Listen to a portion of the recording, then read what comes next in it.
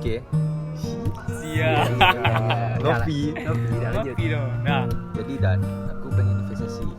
Nah, tapi belum tahu investasi itu apa. Nah, jadi kan yang dari aku tahu investasi itu ada banyak. Bisa dibilang investasi emas, investasi reksadana, investasi saham, investasi di obligasi, dan investasi di suku. Semua itu tergantung ke kita. Kita mau ke yang mana? Karena dari investasi itu ada high risk, high return. Semakin tinggi keuntungannya, maka risiko yang diberikan juga semakin tinggi.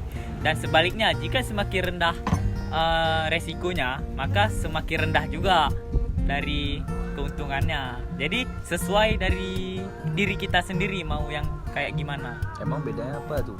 Nah, kalau saham itu kan dia bukti kepemilikan kita terhadap suatu perusahaan. Jadi jika kita memiliki saham perusahaan tersebut, berarti kita telah memiliki perusahaan itu walaupun tidak dalam jumlah yang banyak. Dan return yang diberikan itu ada dua. Yang pertama, capital gain, itu selisih harga jual dan harga beli. Contohnya seperti kita beli ikan di sayur. Kita beli harga 20.000, nanti kita edarkan ke masyarakat itu di harga 25.000. Asalkan ada yang beli, saham yang kita jual itu terjual, itulah capital gain namanya, selisih harga jual dan harga beli. Satu lagi ada dividen. Dividen itu dibagikan setiap tahun. Dibagikan itu hasil laba bersih dari perusahaan itu.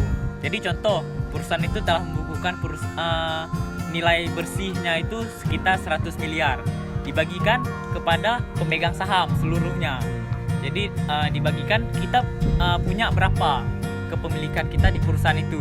Dibagikan sesuai jumlah kepemilikan kita. Tapi bukan cuma keuntungan yang bisa kita lihat.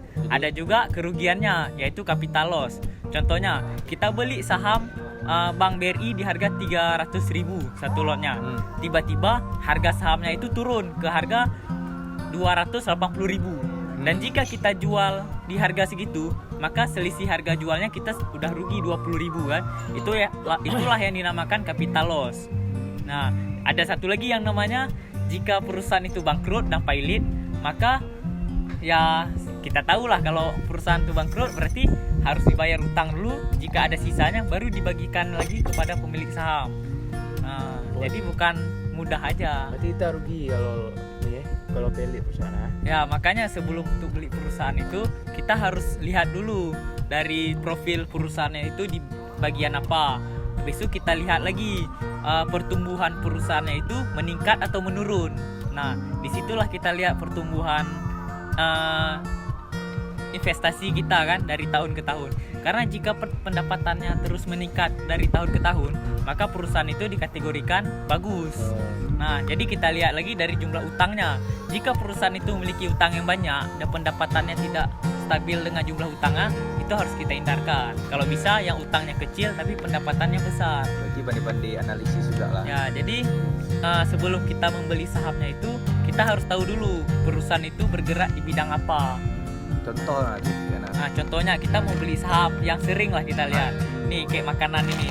Nanti ada kacang nih, nanti kan ada dari Mayora, ada dari Unilever yang kita sehari-hari. Unilever sikat gigi kita sehari-hari. Jadi kita harus tahu dulu perusahaannya. Oh, kita sering pakai barangnya. Besok Indomie. Di mana-mana ada Indomie. Kita makan aja Indomie tiba-tiba, apalagi anak kos kayak kita nih kan, makan Indomie. Contohnya aja kalau ada bencana aja yang dikasih sumbangan apa? Indomie. Kan Indomie. Makanya itulah yang harus kita lihat. Tapi kalau mau yang lebih mudah, itu ada namanya reksadana. Itu bagaimana tuh? Reksadana itu contohnya si Adis memiliki uang dan uang dia nggak bisa dia kelola sendiri. Dan aku sebagai manajer investasinya. Dan Adis menitipkan uang ke aku sebagai manajer investasi dan aku kelola untuk jual beli saham. Keuntungannya itu nanti kami bagi dua antara pemilik uang dan yang mengatur keuangannya. Itulah manajer investasinya. Itulah reksadana. Ya, kira-kira kayak mana? Keren. Bisa tuh. Tak. Nah, jadi mau mulai kapan? Kalau bukan sekarang kita mulai, kapan lagi? Karena investasi itu kita lakukan sejak dini untuk keuntungan di masa yang akan datang.